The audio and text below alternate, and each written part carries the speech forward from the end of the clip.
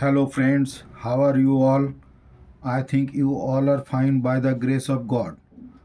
Today, I will discuss about a disease, toothache, and homeopathic medicine, which are most commonly used on toothache. Toothache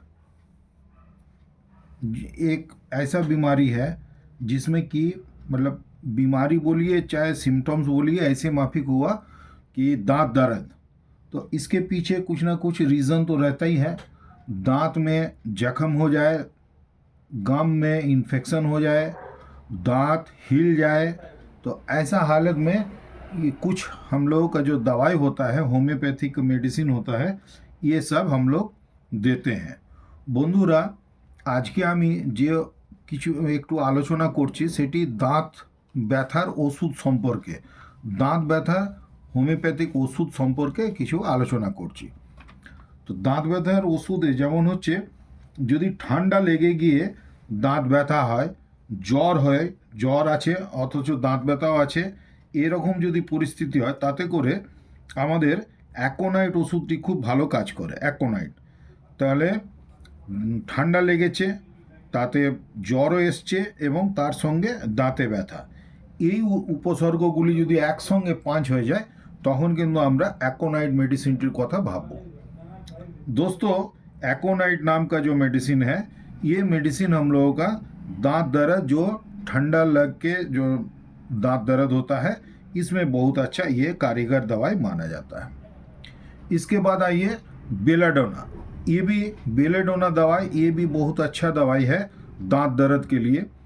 दांत दर्द में जैसे मुंह लाल हो गया, लाल लाल लगेगा, बेलाडोना दवाई जिसको भी देने पड़ेगा उसमें जो है लालपन जरूर दिखाई देगा। उसके साथ में सिर दर्द दिखाई देगा और साथ में दांत का भी दर्द होगा। तो इसमें अगर एकोनाइट देने के बाद में अगर ठीक से काम नहीं हुआ हो तो उसमें लेकिन बेलाडोना दवाई दिया जा सकता है। যখন দেখা যাবে বন্ধুরা হয়তো দাঁত ব্যথা আছে, জ্বর আছে, এরকম অবস্থায় আমরা অ্যাকোনাইটটা দিলাম কিন্তু অ্যাকোনাইট ওষুধটা অতটা ভালো কাজ করতে পারলো না, সেই সময় কিন্তু আমরা বেলাডোনার কথা ভাবতে পারি। তার সঙ্গে যদি ওই মুখ চোখ লাল ভাব, মাথা ব্যথা, সঙ্গে থ্রবিং পেন বলা হয়, দপদপানি ব্যথা, এইসব যদি থাকে তাহলে কিন্তু বেলাডোনা ওষুধটি খুব ভালো কাজ করে। এরপরে ক্যামোমিলা, এই ক্যামোমিলা ওষুধটিও কিন্তু দাঁতের জন্যে, দাঁতের ব্যথার জন্যে খুব ভালো কাজ করে। বিশেষত বাচ্চাদের ক্ষেত্রে যখন বাচ্চাদের দাঁতটি ওঠে আর কি, সেই সময় এই ওষুধটি খুব ভালো কাজ করে। মানে এমন হয় যে এই আমাদের ওষুধ তো যেমন ক্যামোমিলা আমি দাঁতে ব্যথার জন্য ডাইরেক্ট বলে দিলাম, তো সে ঠিকই আছে, কিন্তু হোমিওপ্যাথির হিসাবে কিছু সিমটমস দেখতে হয়। সেই হিসাবে এটি বাচ্চাদের ক্ষেত্রে দেখা যাবে যে ওই বাচ্চাকে যদি কোলে করে নিয়ে বেড়ানো হয় তাহলে সে শান্ত থাকে, কোল থেকে নামাতে গেলে সে কান্নাকাটি করে। এই মতন অবস্থাতে কিন্তু कैमोमिला ওষুধটি দেওয়া যেতে পারে। दोस्तों, कैमोमिला दवाई ये भी बहुत अच्छे दवाई है दांत दर्द के लिए, खास करके बच्चे लोगों को जब नया दांत निकल रहा हो उस टाइम में अगर किसी का ज़रूरत हो तो ये दवाई दिया जा सकता है। तो ये लेकिन होम्योपैथी का सिम्टम्स के बेसिस पे हम लोग देख के जो देते हैं, तो होम्योपैथी का सिम्टम्स क्या आएगा, ये बच्चा जो है, ये बच्चा को गोदी में लेके घूमने से वो शांत रहेगा और गोदी से जब भी उतरने जाएगा तो वो चिल्लाएगा, रोएगा। ऐसा हालत अगर देखने को मिल जाए, साथ में दांत दर्द, बच्चा रो रहा है हमेशा, तो ये कैमोमिला दवाई उसके लिए बहुत बेहतरीन दवाई साबित हो सकता है। इसके बाद में क्रियोजोट बोल के एक दवाई है, क्रियोजोटम। ये दवाई भी ये दांत दर्द के लिए बहुत अच्छा कारीगर दवाई है।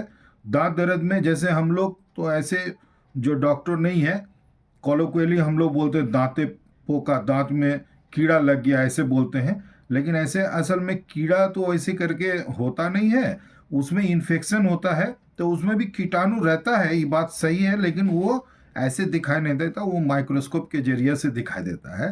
तो कीड़ा लग गया हो, जैसे कैविटी हो गया हो, दांत में कीड़ा लग के कैविटी कर दिया, साथ में दर्द हो रहा है, दांत एकदम जैसे गड्ढा हो गया, काला उसका चारों तरफ में कालापन छा गया, दांत का जो गड्ढा है गड्ढा का चारों तरफ, ऐसे हालत में क्रियोजोट ये मेडिसिन बहुत अच्छा काम करती है।